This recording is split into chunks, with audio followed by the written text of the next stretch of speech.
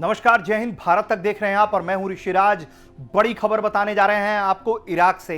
Iraq में एक ऐसे दुस्साहस को अंजाम दिया गया है जिसका नतीजा जो है, जिसका परिणाम जो है वो युद्ध तक पहुंच सकता है। आखिर क्यों हम ऐसा कह रहे हैं, उसके पीछे कारण है क्योंकि इराक के प्रधानमंत्री पर जानलेवा हमला हुआ है और यह जानलेवा हमला उनके काफिले पर नहीं, इतना यह बड़ा दुस्साहस भरा हमला था कि वो जिस घर पे रहते हैं उस घर में बारूद से भरे, विस्फोटक से भरे ड्रोन्स के जरिए हमला कराया गया है। और इस खबर के सामने आने के बाद पूरी दुनिया में हड़कंप मचा हुआ है कि आखिर इतनी बड़ी दुस्साहस कोई कैसे कर सकता है। तो क्या है ये खबर, जरा अब आपको हम विस्तार से बताते समझाते हैं ताकि आपको भी मालूम चले कि वहां क्या कुछ हो रहा है, क्या कुछ घट रहा है वहां पर।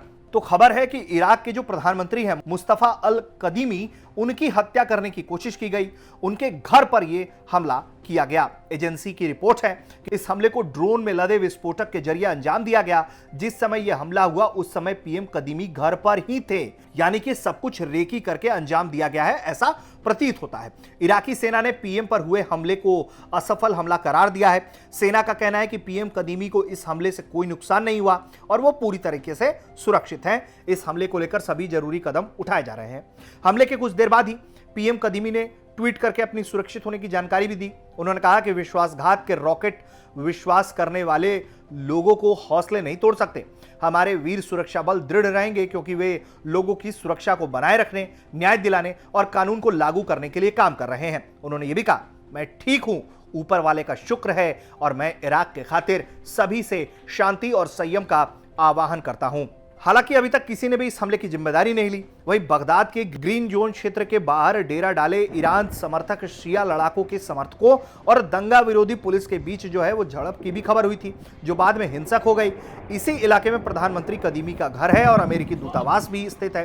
प्रदर्शनकारियों ने पिछले महीने के संसदीय चुनाव के परिणाम में मिली हार को खारिज कर दिया। चुनाव में ईरान समर्थक लड़ाकों को सबसे बड़ी हार का मुंह देखना पड़ा।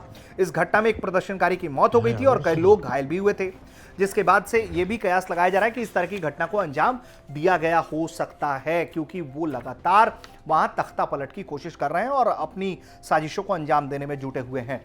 लेकिन इस खबर से एक बात तो साफ है कि देखिए किस तरीके से पूरी दुनिया में दहशतगर्द, आतंकी एक देश के अगर प्रधानमंत्री को निशाना बनाने की सोच रखते हैं, ये सोच सबसे बड़ी खतरनाक है कि वो सोचते हैं कि किसी देश के एक सुप्रीम लीडर पर वो बम से हमला करके, ड्रोन के जरिए हमला करके उसे नुकसान पहुंचा सकते हैं, उसे खत्म कर सकते हैं और एक पूरी तरीके से केओस की स्थिति क्रिएट कर सकते हैं। पूरा जो एक आपातकाल स्थिति है वो क्रिएट कर सकते हैं इसके जरिए।